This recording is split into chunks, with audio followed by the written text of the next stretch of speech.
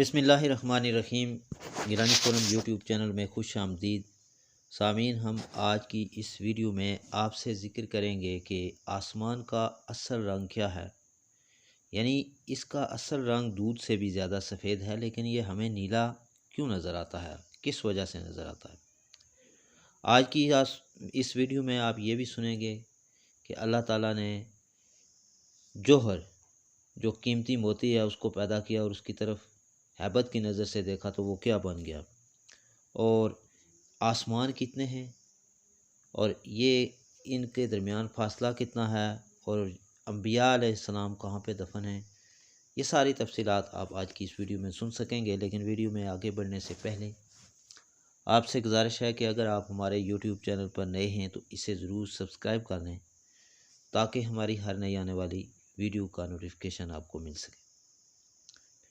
سامعین، روایت ہے کہ سب سے پہلے اللہ تعالیٰ نے جوہر یعنی قیمتی موتی کو پیدا کیا اور اس کی طرف ہیبت کی نظر سے دیکھا۔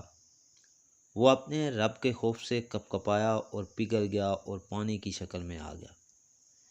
پھر اللہ تعالیٰ نے اس پانی کی طرف نظر رحمت سے دیکھا تو آدھا پانی منجمد یعنی ٹھوس ہو گیا اور اس سے عرش پیدا ہو گیا۔ عرش کانپنے لگا۔ اللہ نے اس پر لا الہ الا اللہ محمد رسول اللہ لکھ دیا۔ عرش ساکن ہو گیا اور باقی حصہ پانی اپنی حالت پر متحرک رہا۔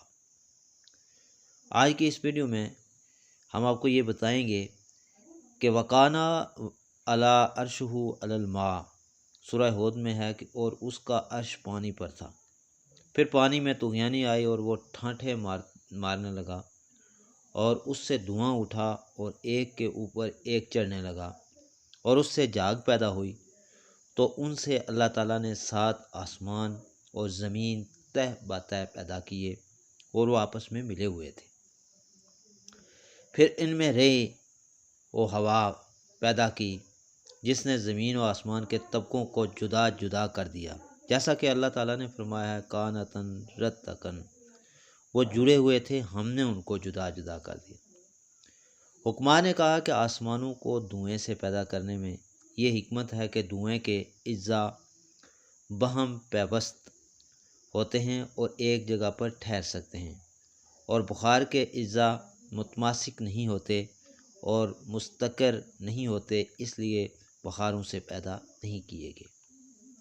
حدیث میں ہے کہ زمین اور اول آسمان کے درمیان اور اسی طرح ایک آسمان سے دوسرے آسمان کے درمیان 500 میل کی مسافت ہے، اور ہر ایک آسمان کی موٹائی بھی 500 میل ہے، اور پہلے آسمان کی سفیدی دودھ سے بھی زیادہ ہے، لیکن کوکاف کی نیلگی کی وجہ سے یہ نیلا نظر آتا ہے، اور اس آسمان کا نام دکی ہے۔ دوسرا آسمان لوہے کا ہے جو موتی کی مانند چمکتا ہے اور اس کا نام فیروم یا معاون ہے، اور تیسرا آسمان تانبے کا ہے، اس کا نام ملکوت یا ہاربون ہے۔ چوتھا آسمان سفید چاندی کا ہے جس کی روشنی کے آگے آنکھ چندیا جاتی ہے، اور اس کا نام زہرا ہے۔ پانچواں آسمان سرخ سونے کا ہے جس کو مرینا یا مسحرا کہتے ہیں، اور چھٹا آسمان موتیوں کا ہے جس کا نام خالصہ ہے۔ ساتواں آسمان سرخ یاقوت کا ہے، اس کا نام لابیہ یا دامیہ ہے، اسی میں بیت المعمور ہے۔ اس کے 4 رکن یعنی ستون ہیں۔ ایک ستون جو ہے وہ سرخ یاقوت کا ہے، دوسرا ستون سبز اور زبرجد کا، تیسرا رکن سفید چاندی کا، چوتھا ستون سرخ سونے کا ہے۔ یہ بھی حدیث میں آیا ہے کہ بیت المعمور عقیق کا ہے، اس میں ہر روز 70,000 فرشتے داخل ہوتے ہیں اور قیامت تک ایسا ہی ہوتا رہے گا۔ معتبر روایت میں ہے کہ زمین آسمان سے افضل ہے کیونکہ انبیاء علیہم السلام اسی سے پیدا ہوتے ہیں اور اسی میں مدفون ہوتے ہیں، اور زمین کا اعلیٰ طبقہ باقی طبقات سے افضل ہے کیونکہ لوگوں کے نفع اٹھانے کی جگہ ہے۔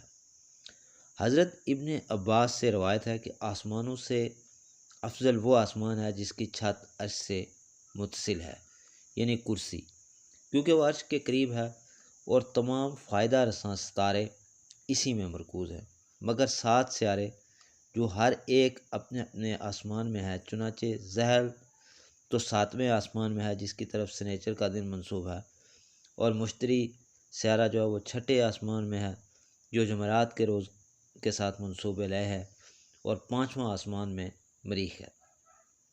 اسی طرح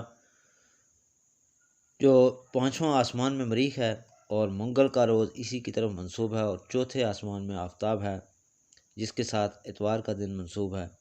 تیسرے آسمان میں زہرہ ہے، اس کے دن کا نام جمعہ ہے، اور دوسرے آسمان میں عطارد ہے، اس کے دن کا نام بدھ ہے، اور پہلے آسمان میں چاند ہے۔ پیر کا روز اسی کی طرف منسوب ہے۔